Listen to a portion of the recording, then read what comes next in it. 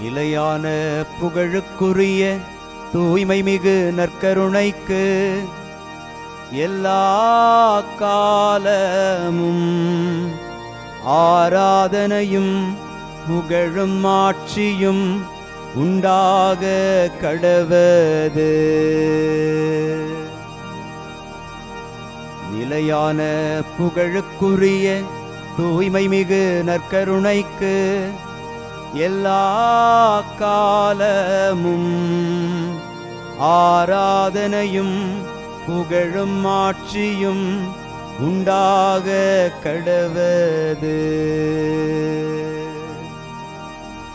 நிலையான புகழுக்குரிய தூய்மை மிகு நற்கருணைக்கு எல்லா காலமும் ஆராதனையும் புகழும் ஆட்சியும் உண்டாக கடவது.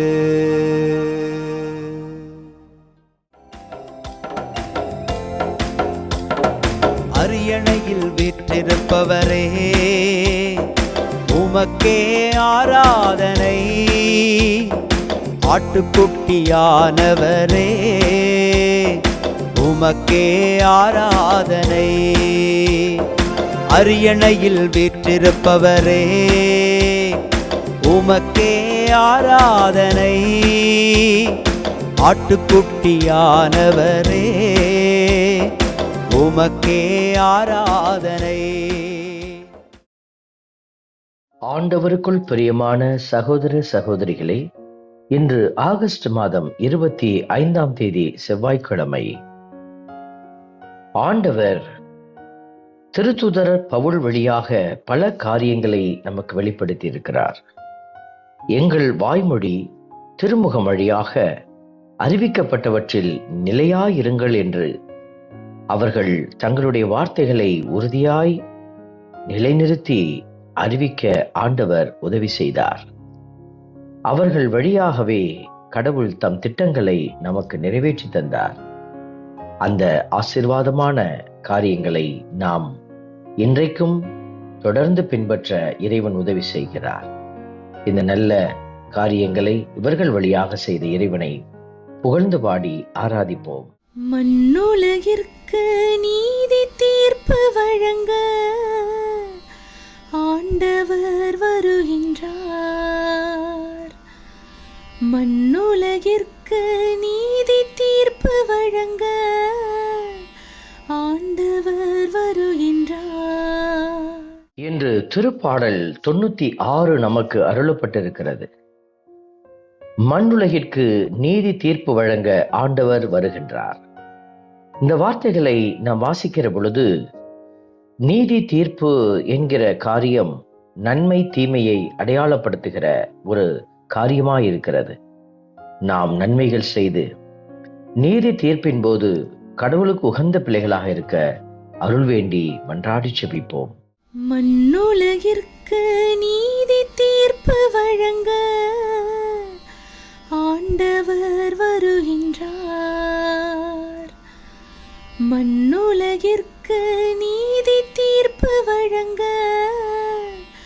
ஆண்டவர் வருகின்றார்.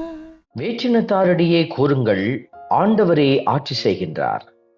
பூ உலகு உறுதியாக நிலைநிறுத்தப்பட்டுள்ளது, அது அசைவுறாது.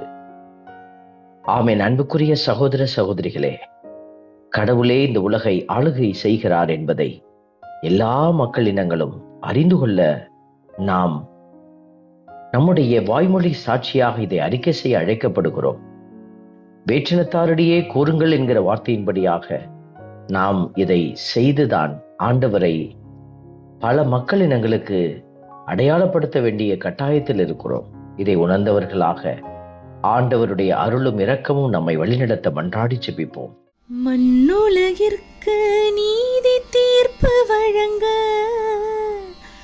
ஆண்டவர் வருகின்றார். மண்ணுலகிற்கு நீதி தீர்ப்பு வழங்க ஆண்டவர் வருகின்றார். மண்ணுலகிற்கு நீதி தீர்ப்பு வழங்க வருகின்றார். நில உலகை நீதியுடனும் மக்களினங்களை உண்மையுடனும் அவர் தீர்ப்பிடுவார். இந்த வார்த்தைகளை நாம் வாசித்து தியானிக்கிற போது, கடவுள் ஒருவரே எல்லா மக்களினங்களையும் ஆளுகை செய்கிறவர். அவரே இந்த உலகை நீதியுடன் உண்மையுடன் தீர்ப்பிட வருகிறார். மற்ற தெய்வங்கள் எல்லாம் வெறுமையான அடையாளங்களாக மாறிப்போவார்கள். நம்மை தீர்ப்பிடுகிற இந்த தெய்வத்தை நாம் அறிந்து புகழ்ந்து ஆராதிப்ப ஆண்டவர் நம்மை அழைப்பு எடுக்கிற இந்த அழைப்பை உணர்ந்து செயல்பட அன்றாடி செபிப்போம். மண்ணுலகிற்கு நீதி தீர்ப்பு வழங்க ஆண்டவர் வருகின்றார். மண்ணுலகிற்கு நீதி தீர்ப்பு வழங்க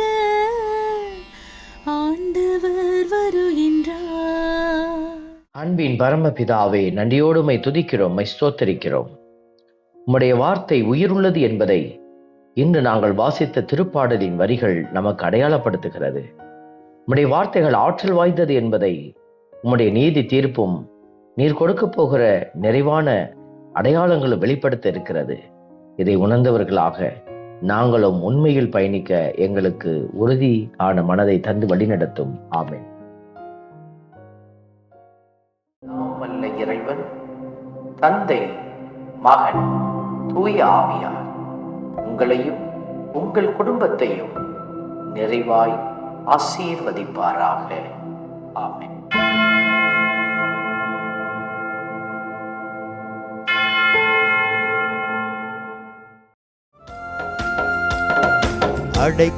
அடைக்கலமானவரே, படைகளின் ஆண்டவரே, அடைக்கலமானவரே,